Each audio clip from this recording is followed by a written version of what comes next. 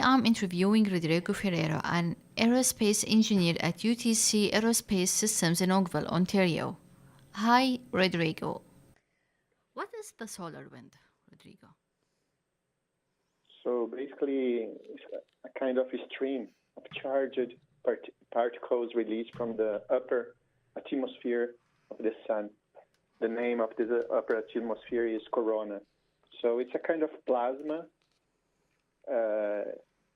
This plasma consists of mostly electrons, protons, and also alpha particles with a very high level of energy, kinetic energy, that can achieve up to 10 kilo electrovolts.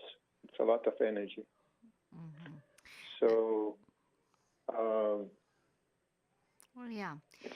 Then NASA calls the surface of moon is a chemical factory. What kind of rocks are there? Why do you call it like this? Because with this radiation, with this energy, the solar wind, when it reaches the surface of the moon, it can the surface of the moon has all the ingredients, all the elements to produce water. So, with the exposure to the solar wind, because the moon, different from the Earth has a shield that protects from the radiation. Oh, yeah. The moon does not have this shield. So the solar wind achieves the moon, and with the surface ingredients that we have in the moon, it's possible to produce water. Mm-hmm.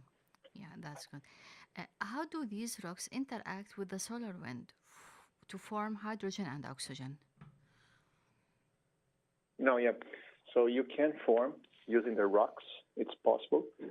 So this was the discovery from NASA. The moon they found ice water. They found ice in the poles of the moon, the south and the north, where we don't have exposure of the sun rays. So, and they using a spectrometer, they found also that we have hydrogen in the moon, and it's possible to. They found that they have around 1,500 swimming pools of water in the moon now, and it's possible with the exposure of the solar wind to produce water. Mm-hmm. And then, what are the technical possibilities that make the application of this discovery feasible? What kind of discovery you mean?